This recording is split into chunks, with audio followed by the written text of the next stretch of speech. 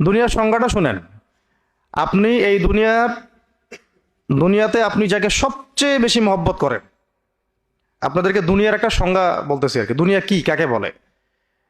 আপনি এই পৃথিবীতে যাকে সবচেয়ে বেশি মহব্বত করেন, যার জন্য আপনি জান দিতে প্রস্তুত, সে মুহূর্তের মধ্যেই আপনার সবচেয়ে বড় দুশ্মনের সাথে হাত মিলায় আপনার পিঠে ছুরি মেরে চলে যেতে পারে।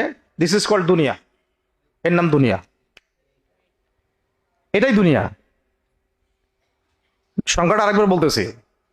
আপনি যাকে সবচেয়ে বেশি মহব্বত করেন, সবচেয়ে বেশি বিশ্বাস করেন, সবচেয়ে আপন বা সবচেয়ে কাছের মনে করেন, সে বিনা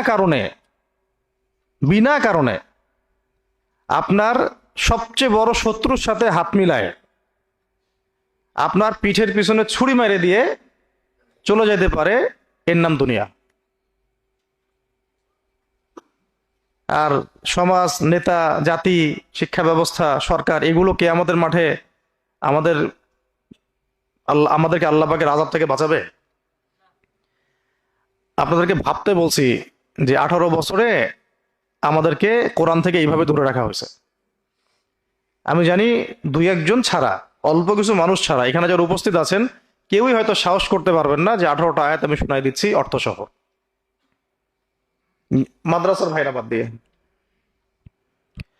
তার মানে মাদ্রাসার ভাইদের জন্য কোরআন, মাদ্রাসার ভাইদের জন্য ইসলাম, মাদ্রাসার ভাইদের জন্য দিন, জেনারেল শিক্ষিত এই কোটি কোটি ভাই বোন, এদের জন্য ইসলাম না, দিন না, তাই তো?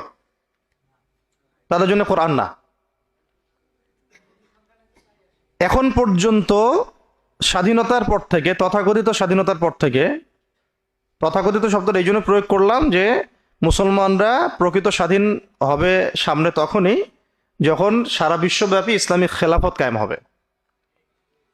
তার আগ পর্যন্ত মুসলমানরা বিশ্বব্যাপী স্বাধীন হবে না। আসলে জাতিসংঘের আন্ডারে জাতীয়তাবাদের এই পতাকার তলে মুসলমান রাষ্ট্রগুলো স্বাধীন নয়। তো এই ধরে নিলাম স্বাধীনতার পর থেকে এই যে 50 বছর বা 52 বছর বলি আমরা, একজন নেতা বা একটা রাজনৈতিক দল আমাদেরকে দেখান যিনি দাঁড়ায় এতটুকু বলতে পারছেন যে বাংলাদেশের 80% মানুষ মুসলিম, বাংলাদেশের 80% মানুষ কি মুসলমান।